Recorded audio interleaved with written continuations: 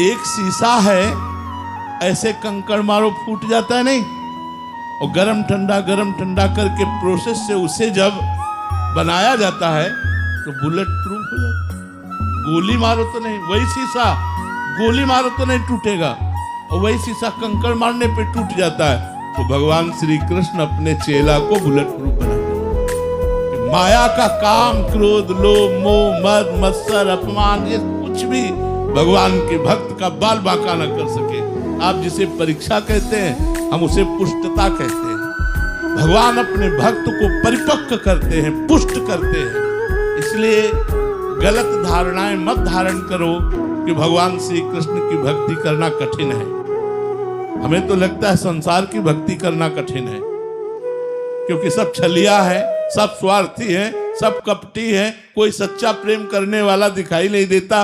प्रेमी तो श्री कृष्ण है। इनकी भक्ति क्या कठिन है, आप हमें बताओ क्या कठिन है? हमें तो लगता है आप लोग समझ नहीं पा रहे। तुलसीदास जी के सामने जब सम्राट अकबर ने ताज उतार के रखा तो आंसू आ गए। तो भक्तों ने पूछा, क्या बादशाह प्रणाम कर रहा है, इस आनंद की खुशी के आंसू हैं? तो उनका नहीं। तुलसी जब राम का नहीं था तो मांगे टुकड़े नहीं मिलते थे, आज राम का है तो बादशाह ताज उतार के रखता है। आप कैसे बात करते हो? श्री कृष्ण की भक्ति में कठिनाई नहीं है, माया के भोगों को छोड़ना कठिन है। वही कठिनाई हमें लगती है। गंदे आचरणों को छोड़ना कठिन है, गंदा खान पान देखना, सुनना, भोगना, ये छोड़ना कठिन है। इसीलिए श्री कृष्ण भक्ति कठिन लगती है। नहीं बताओ भगवान की भक्ति में क्या कठिनाई है? मधुर मधुर भगवान का नाम स्मरण करें, कृष्ण कृष्ण कृष्ण राधा राधा राधा। जो मिला भगवान को भोग लगा के पा लिया। भगवान के आश्रित हैं, सब कर्म करो। आप जिस कर्म में हो भगवान ने रोका नहीं है, भगवान ने और कर्म में लगाया है। ये भक्ति ये नहीं सिखाती कि आप कर्म छोड़ दीजिए। जो जहां है, जिस मार्ग में है, अपने कर्तव्य पर डटो और नाम जप करते रहो और अपने कर्म को भगवत अर्पित कर दो, हो गई भक्ति। बताओ भक्ति में कौन सी कठिनता है?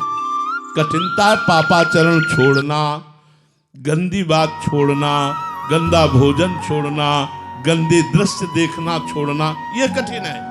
इसीलिए कठिन जान पड़ती है। महाराज जी, क्या अभी आप गुरुजनों ने सरल बना दिया, नहीं तो इतना कठिन मान्यता हो गई थी कि केवल सब कुछ घर परिवार छोड़ने के बाद ही भजन किया जा सकता। नहीं, बिल्कुल गलत बात, बिल्कुल गलत बात। हम फिर कह रहे हैं तुम्हारे परिवार में 5 लोग होंगे, हमारे परिवार में 500 लोग हैं। जब वो परमात्मा जिसकी हम शरण में हैं वो हमें देख रहा है तो आवश्यकताओं की पूर्ति कर रहा है, सब कर रहा है।